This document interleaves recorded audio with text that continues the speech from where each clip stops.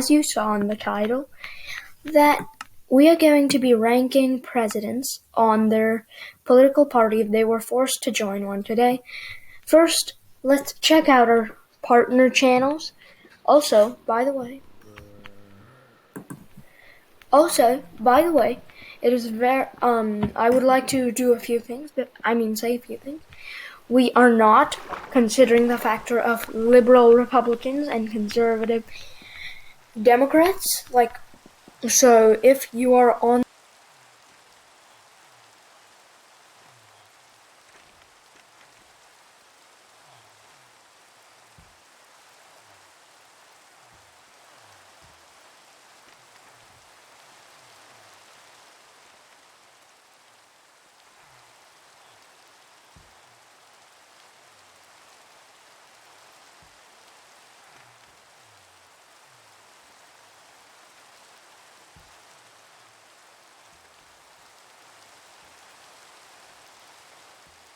the right, we are considering you a Republican. If you are on the Democratic side, left, you are going to be considered a Democrat here. I'm talking to all you presidents. Let's begin. George Washington was actually very, very hard, but in the end, he is a conservative independent. Very barely, though. Oh, by the way, what I mean by conservative independent is an independent who leans Republican, but they are still an independent. Like, they could vote Democrat, but they lean Republican. It's like they're an independent who leans Republican. Meanwhile, John Adams over here, he was a liberal independent, so leaning Democrat. Thomas Jefferson, he was also a conservative independent. These were conservative times, so please keep that in mind. Most people would have been a conservative. James Monroe, he was also, I'd say, a conservative independent. So yeah, as I said, at first there were quite a lot of conservatives. John Quincy Adams, liberal independent. Then there was Andrew Jackson, who was actually quite left, if you didn't know that. He would be a moderate Democrat today. Van Buren is also would be a moderate Democrat today. William Henry Harrison would be a conservative independent.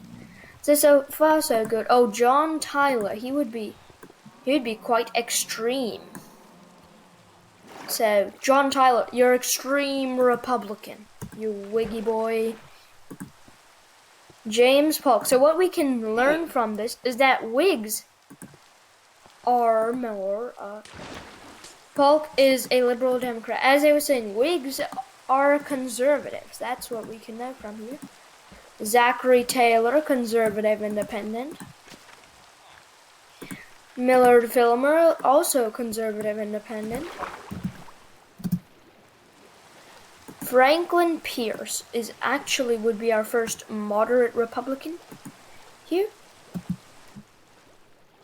Then we have James Buchanan, who would also go along.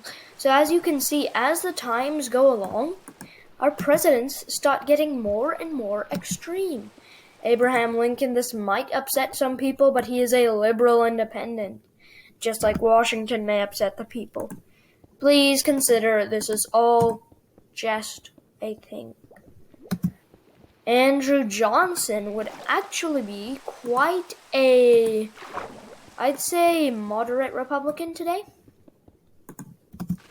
Again, they're starting to get more extreme. Ulysses Grant would be a liberal independent, along with his good old friend Abraham Lincoln. Rutherford Hayes would also be a liberal independent. So the Republicans those days were liberal independents so far. Oh, James Garfield would be a moderate Democrat. Arthur would be a conservative independent. Okay, so Republicans starting to get a bit conservative. Grover Cleveland would be a moderate Republican. Benjamin Harrison would also be a moderate Democrat. William McKinley would actually be pretty far to the right. Theodore Roosevelt would be a liberal independent. Maybe might surprise some people. They might say you could argue he's more left, but he did do a lot of right wing things. Taft is a moderate Republican.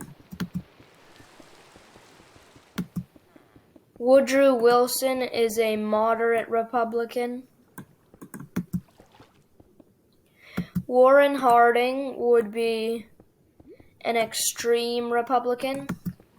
So again, as you can see, as the time goes on, the people are getting more radical. Calvin Coolidge, extreme Republican. Herbert Hoover might actually surprise the people. He wasn't actually that extreme Republican. Franklin D. Roosevelt, as expected, our first extreme Democrat. Harry Truman, a moderate Democrat. Dwight Eisenhower might surprise some people. He would be a liberal independent.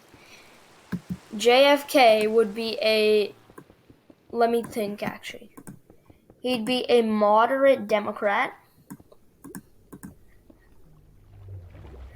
LBJ, extreme Democrat, as expected here. Richard Nixon was actually very barely a Republican, conservative independent today. Gerald Ford would be a moderate Republican. Jimmy Carter would be a moderate Democrat. Ronald Reagan would be a far right, which makes sense. He isn't actually that far right, however, might surprise. George W. Bush would be a liberal independent. Again, quite surprising. This one was surprising. Bill Clinton, liberal independent. George W. Bush would be a conservative independent. Very barely. Like father, like son, both are independents, kind of, but they lean differently. Barack Obama, moderate Democrat. Donald Trump would be a extreme Republican. Okay, just as you saw, we are getting more and more extreme, which is, I guess,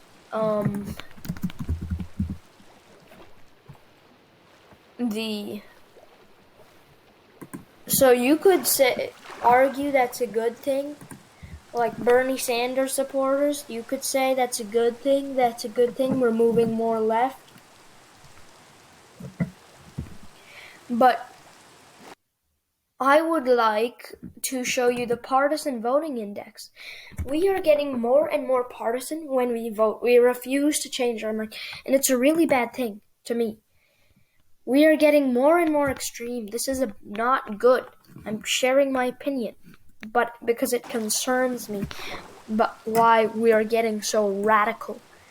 Radical. Yes, you heard me. Radical. We are getting radical. I'm just checking this. Arranged by PVI rank. We are so radical now. If you bring back Ronald Reagan today, he would actually seem moderate.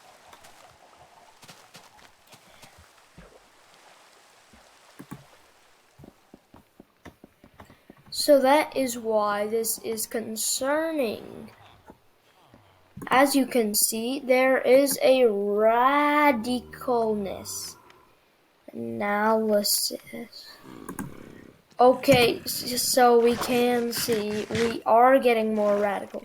And then unlike Vox and Fox News say that only Democrats and only Republicans are getting more radical, that is not true. Both sides are nominating more and more extreme candidates. I can prove this to you. I can prove this to you. Let's do that. 2020 election, by the way. I bet you didn't know this, but Biden is more liberal than Barack Obama. Yes, we are nominating Biden. Okay.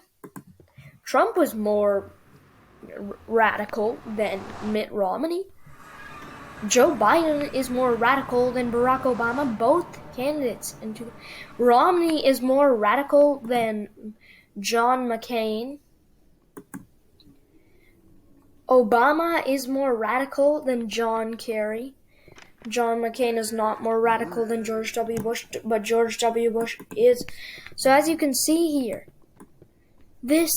there is a radicalness. We are getting more radical. We are getting more partisan, and it needs to be stopped. Thank you for watching this video.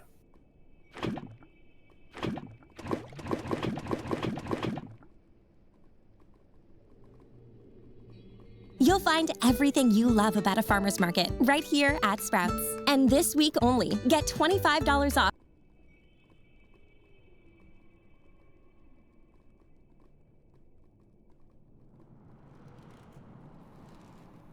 Hey guys, welcome to today's video, and before this starts, as you can see from the title, we have 52 subscribers! Yay!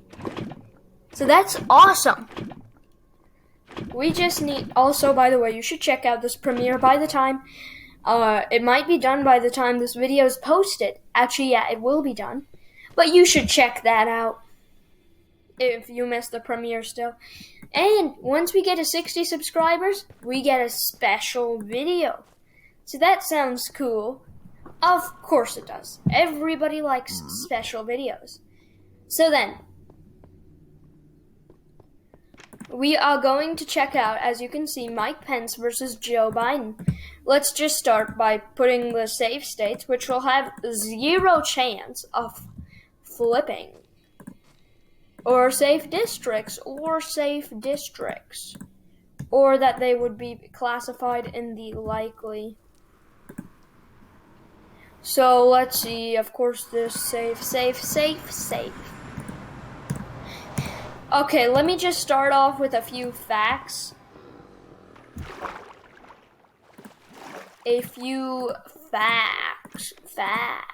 Facts. Okay, wait, that's not it.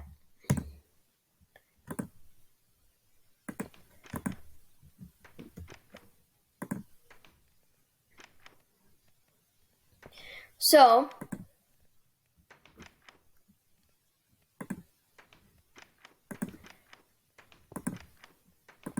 yeah, okay. So basically, let me start off with explaining why Mike Pence would be a bad candidate for the GOP. Well, first of all, there are 2 main bases in the Republican Party. There's the moderate Republicans, the Trump Republicans. And Mike Pence is disliked by both of those. He is disliked by his own party. You heard me. In fact, we're just going to take a quick look at his approval rating. Here we go. This is 50%. Now, let's just do independent. His independent approval rating. That is, again, very big numbers, very big negative numbers. Now let's just look at Joe Biden's favorability rating.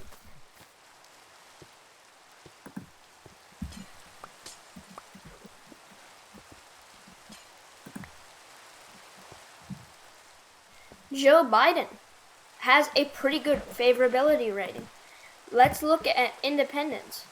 He has a he still doesn't have a very good approval rating among independents and, of course, Republicans, but he has a much better one than Mike Pence. So Alaska would be likely Republican, just like 2020. Iowa would be lean, not tilt. Iowa and Ohio will be lean Republicans. Mike Pence will still win these states, but by less margins than Donald Trump. He will not be able to do as well as Donald Trump in Ohio and Iowa. Unless Joe Biden screws some major thing up, which I doubt he will. I don't think some major scandal will come out or anything. Okay, let's move to the Virginia. That's likely Democrat. Actually, I think it might even go safe Democrat for the first time. Actually, I'm not sure if that's the first time. Let's check. Actually, is it that important? Yeah, it is. Of course it is. Past elections. Let's see. 2020, likely. Yeah, okay, first time in recent history, of course. Safe Democrat, or it could stay likely. I'm going to put likely for now. New Hampshire, likely. New Hampshire and Virginia, they're kind of battlegrounds, but they don't like Trump. And Mike Pence is arguably a Trumpist. The Maine's 2nd district, I think he'd lean that over to him.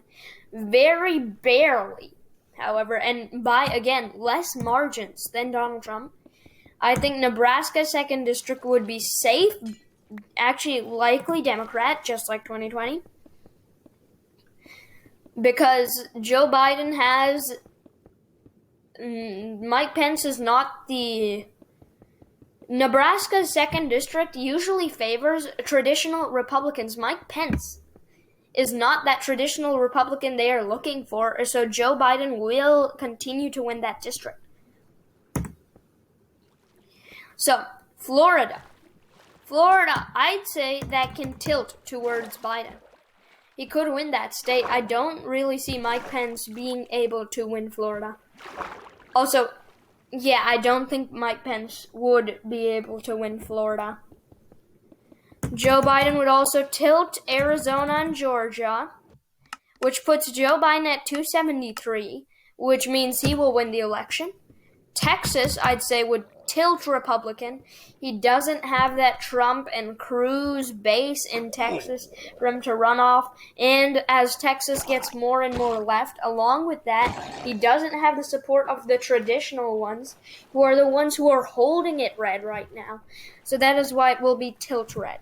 I don't think Texas will go blue so fast. That's why it's tilt, and not tilt Democrat for Biden.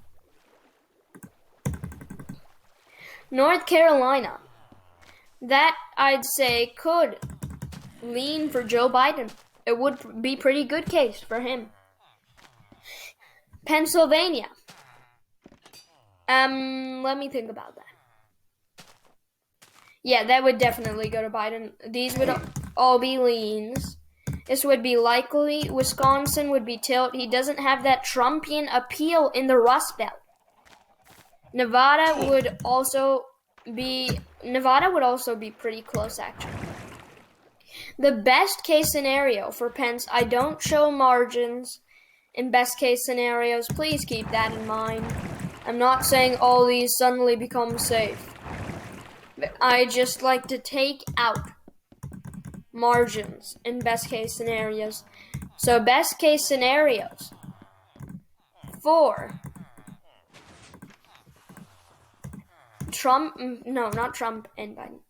Pence and Biden. Trump's best case scenario is edging out in North Carolina, Florida, in the 2nd district. Best case scenario, 242 to 296. Not a very good best case scenario. Joe Biden's best case scenario, I'd say, is winning Maine's 2nd district, winning Nebraska's 2nd district. And that's about it, 350. That's pretty good. So finally, the final map. The final prediction. These would be tilled as